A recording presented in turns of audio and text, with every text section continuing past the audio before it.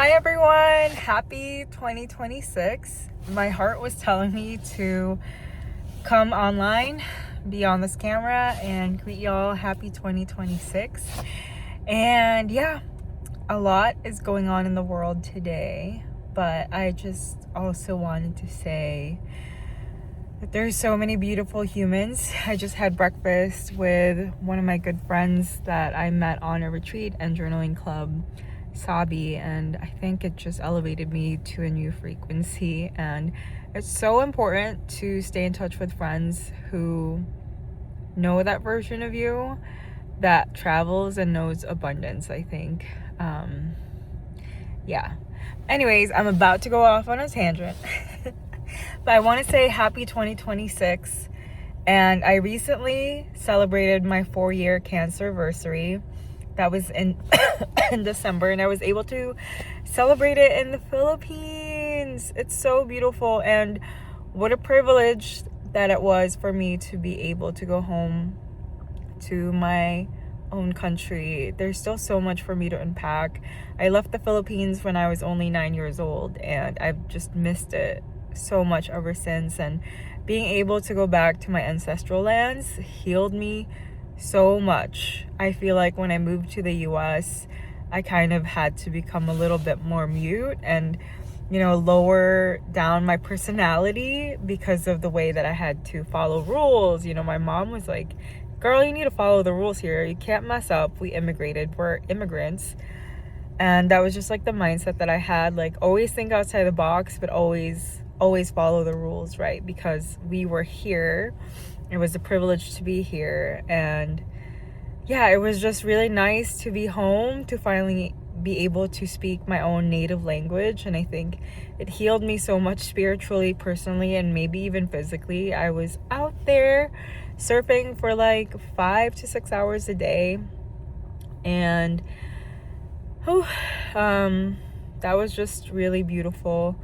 And I think it's so important for us language learners. So if some of you guys don't know, I speak English, I speak Tagalog, which is a Filipino language, and I can speak Spanish. I'm not gonna minimize it, but I can go to a Spanish speaking country and travel on my own and be able to conversate with locals, even though it doesn't meet my Mexican family's expectations.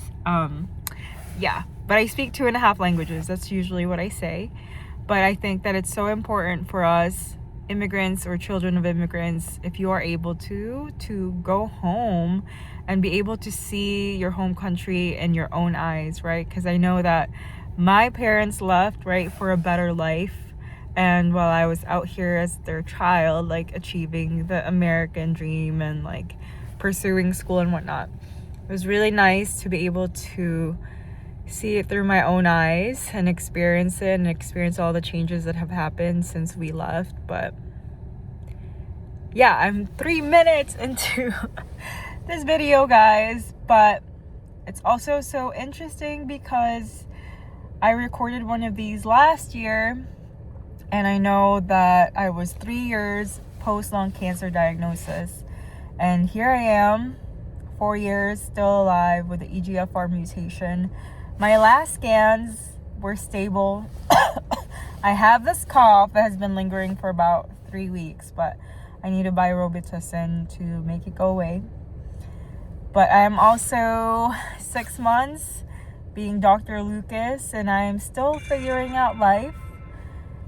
And yeah, that is where I'm at in life right now. I'm still doing lung cancer advocacy, but I'm not going as hard as I did the first 2 years of it, because I think that I have been really trying to figure out, how do I become Aurora, the woman I'm evolving into, and still be an advocate, but also not talk about it all the time, because survivorship is something else, guys. Like having to survive lung cancer, for me, I see it as like such a privilege to be able to live and breathe every day. But I also recognize that not everybody has that experience.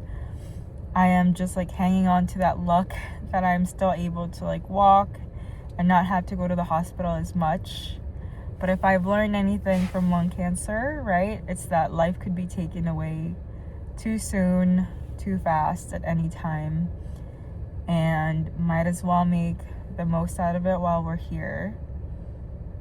But yeah, happy 4 months post lung cancer diagnosis, and happy to be here, happy to be alive, and I guess thriving, right? 4 years post diagnosis, but it's still kind of like walking on eggshells at the same time, because you never know what happens. But I'm gonna just hope for the best, because the world seems to be burning down.